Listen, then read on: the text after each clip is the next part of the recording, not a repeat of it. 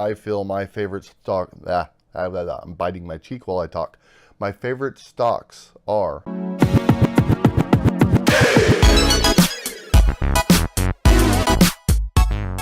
welcome back, Freedom Savers.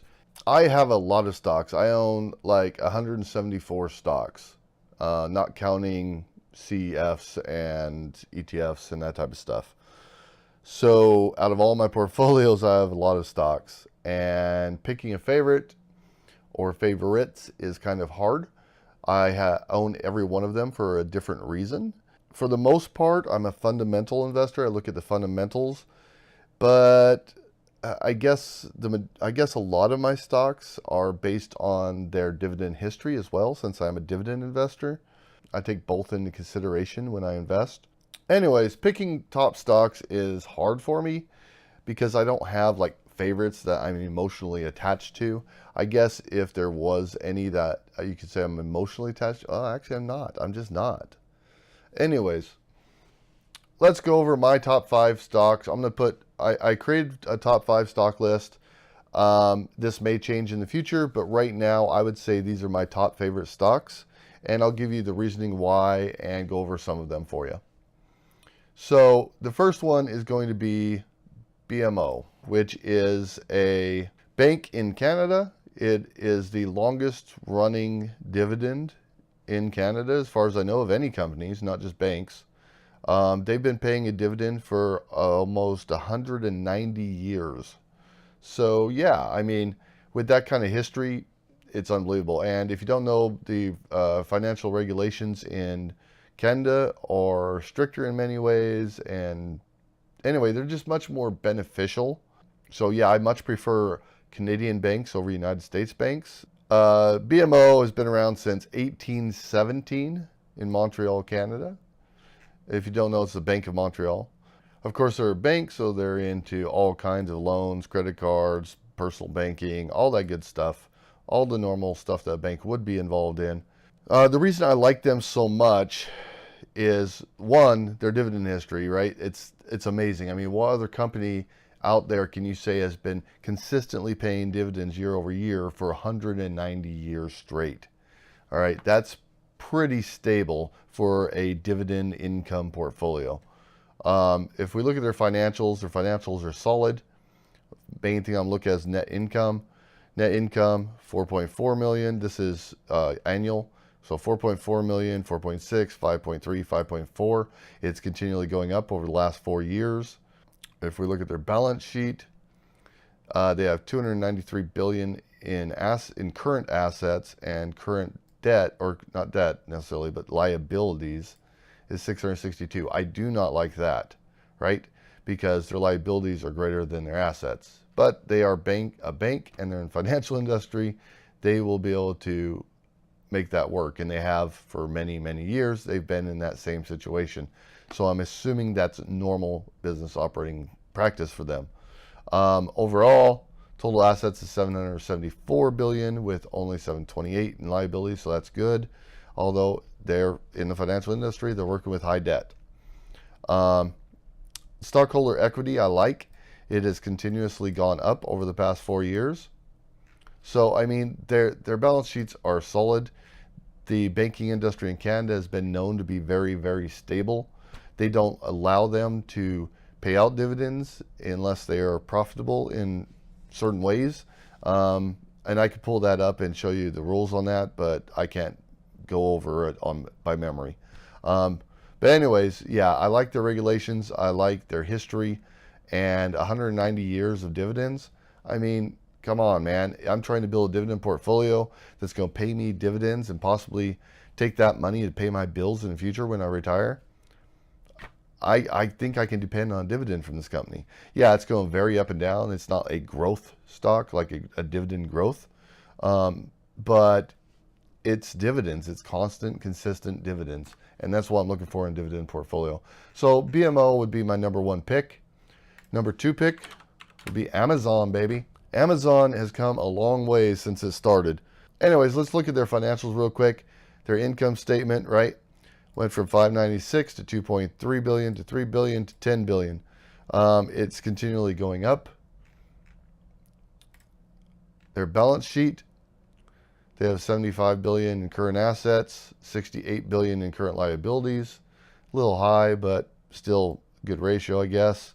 162 billion over 119 billion overall. That's good. And stockholder equity, again, consistently growing and by a good rate, right? I mean, they are a growth company, which is why this is the only company I own that doesn't pay a dividend, because they are a growth company. Amazon, I just have so much faith in. I think that they have so much more growth to go.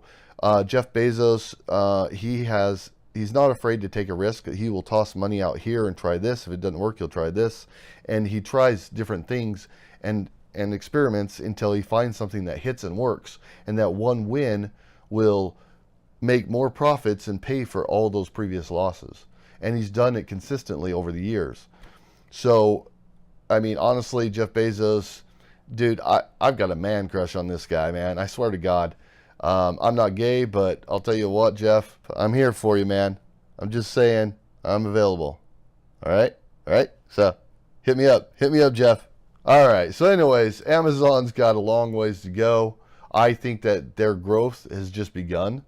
Yes, they've become one of the biggest companies in the world, but they are not one of those companies that are just sitting there stable at the top. I think they are trying new things. They're always investigating new paths to do more stuff. Plus, the company is very well diversified. I love companies that have diversification in their business and what they invest in. They're diversified worldwide. I'm very bullish on Amazon. That's all I gotta say about it. I think that they have just as much growth to go as they've already had. And I'm all for it, man. I'm all for Amazon. Number 3 pick, let's go into the REITs and real estate sector. It's going to be Realty Income Corporation. Now, everybody knows Realty Income Corporation is like the top REIT for most people's portfolios. Some people think it's overpriced, which I'd probably agree with, but there's a reason for that price, and that's because of their history and their dividends and just their consistency. Consistency means a lot in a dividend portfolio. So let's look at their financials real quick. We'll look at their income statements. Net income, 269, 284, 316, 319. It's continually going up. To their balance sheet, current assets, 167, and current liability, 738.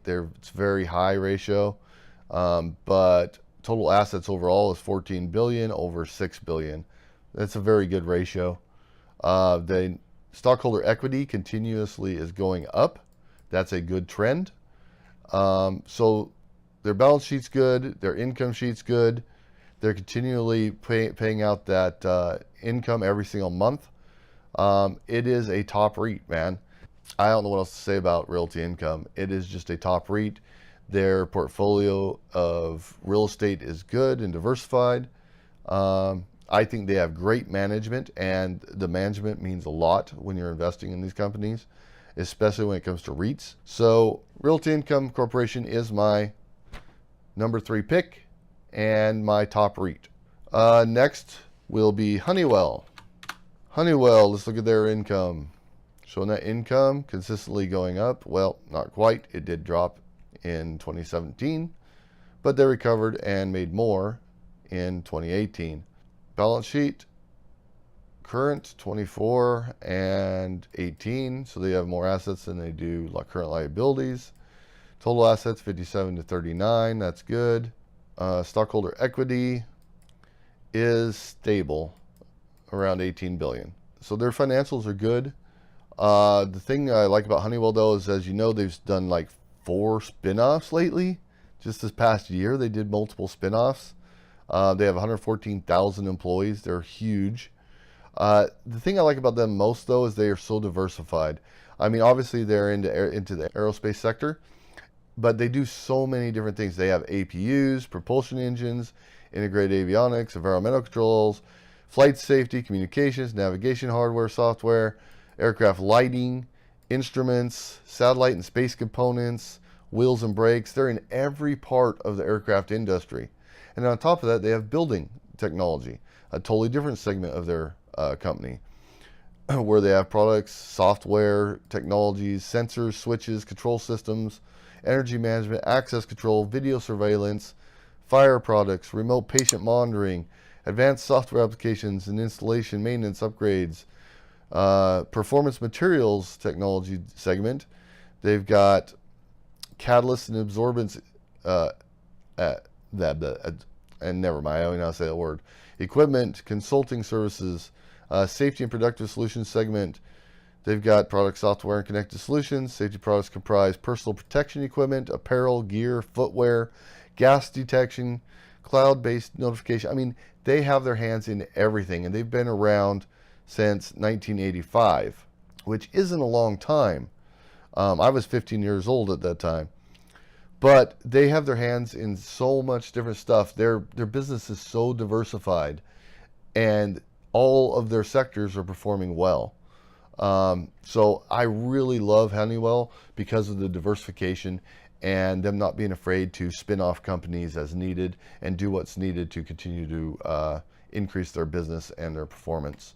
Overall, their yield's 2.17%. It's not super high yield, but it's a very diversified company. It's like almost investing in an ETF and having a bunch of different companies. Well, Honeywell's a big conglomerate of different sectors. So I really love that about Honeywell. I think they're a great company, and that's my number 4 pick. And lastly, my number 5 pick is Archer Daniels Midland Company, currently a 3.31% dividend.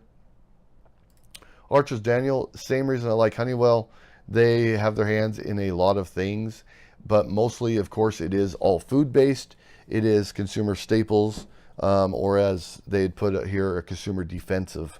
And that is because they don't deal directly with food products that you're going to the store and buying. They deal with the ingredients inside that. So they're dealing with carbohydrate solutions, oil seeds, all that good stuff, ethyl alcohol, bioproducts, corn gluten feed, distiller grains, vegetable oils and protein meals, formula feeds, animal health nutrition, oil seeds, corn, wheat, milo, oats, rice, barley, packaged oils and foods, sugar milling, specialty fats, chemicals, even biodiesel and fertilizer manufacturing. They just have their hands in a lot of things. Also, they've been around forever. They've been around since 1898. They've got their hands in everything. They're very diversified. And I love these companies that are well diversified. Why? Every time I try talking on video, I lose my voice. Sorry about that. Anyways, they're just very well diversified in all these different sectors of their business. And so even if one doesn't perform well, other areas will perform well. Financial wise, we'll look at their financials real quick. Their income statement.